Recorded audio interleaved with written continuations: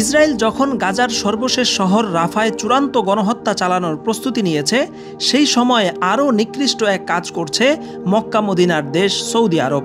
গাজার পক্ষে এবং ইসরায়েলের বিপক্ষে কোনো কিছু বলা মাত্র সেখানে গ্রেফতার করা হচ্ছে। গ্রেফতারকৃতদের নিয়ে যাওয়া হচ্ছে অদৃশ্য কোনো স্থানে।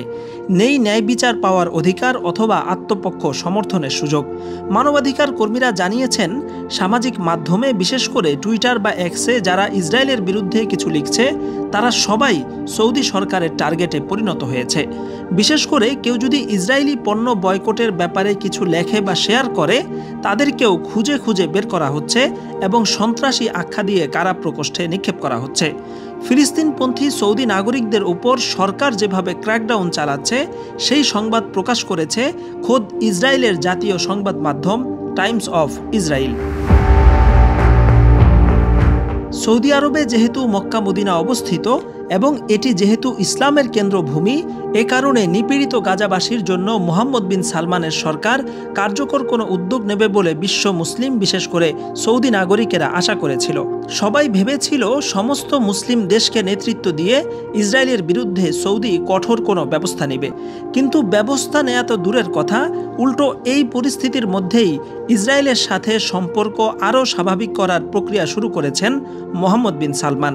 মূলত এ কারণেই হতাশ সৌদি নাগরিকেরা সামাজিক মাধ্যমে নিজেরাই গাজার পক্ষে বলতে শুরু করেছেন, আর এতেই চরম ক্ষিপ্ত হয়ে তাদের উপর চড়াও হচ্ছেন ভদ্রবেশী মোহাম্মদ বিন সালমান। বিশ্লেষকরা বলছেন, গণহারে গ্রেফতারের পেছনে বিন সালমানের দুটি উদ্দেশ্য। প্রথমত, ইসরায়েলকে দেখানো যে তার সরকার ইহুদি রাষ্ট্রটির প্রতি কতটা আন্তরিক। দ্বিতীয়ত, সৌদির অর্থনৈতিক ভীষণ বাস্তবায়নে আমেরিকান কোম্পানিগুলো বিলিয়ন বিলিয়ন ডলার বিনিয়োগ নিয়ে সৌদিতে এসেছে। এখন বয়কট প্রচারণার ফলে যদি কোম্পানিগুলো ক্ষতির সম্মুখীন হয়, তাহলে তারা ব্যবসা গুটিয়ে সৌদি ছেড়ে চলে যাবে। এর ফলে বিন সালমানের ভীষণ বা স্বপ্ন ধূলিসাৎ হয়ে যাবে। মূলত এই কারণে বয়কটের ঢেউ থামিয়ে রাখতে সৌদি সরকার সর্বোচ্চ নিষ্ঠুরতা অবলম্বন করছে।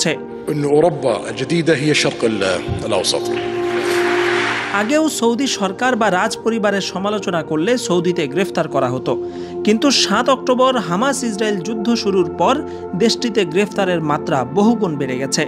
গাজার পক্ষে অথবা ইসরায়েলের বিপক্ষে পোস্ট দেয়া মাত্র লোকেশন শনাক্ত করে মানুষকে ধরে আনা হচ্ছে। অনেকেই আফসোস করে বলছেন, আমেরিকা খ্রিস্টান রাষ্ট্র হলেও সেখানকার ভার্সিটিগুলোতে এখনও গাজার পক্ষে আন্দোলন করা যাচ্ছে, কিন্তু সৌদি আরব মুসলিমদের প্রধান দেশ হলেও সেখানে গাজার জন্য কিছুই বলা যাচ্ছে না। সেখানে ইহুদি পণ্য বয়কটের কথা বললে সন্ত্রাসী ট্যাগ লাগিয়ে অনির্দিষ্টকালের জন্য অন্ধকার প্রকোষ্ঠে নিক্ষেপ করা হচ্ছে। এ কারণেই অনেকের কাছে ইসরায়েলের নেতানিয়াহু আর সৌদির বিন সালমানের মাঝে কোনো তফাৎ নেই। সৌদিতে সিনেমা হল চালুর প্রতিবাদ করায় কাবা শরীফের ইমামকে পর্যন্ত তিনি গ্রেফতার করেছেন।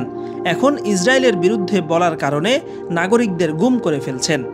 অনেকেই বলছেন, যত তাড়াতাড়ি সৌদির এই রাজবংশের পতন হবে, ততই বিশ্ব মুসলিমের মঙ্গল।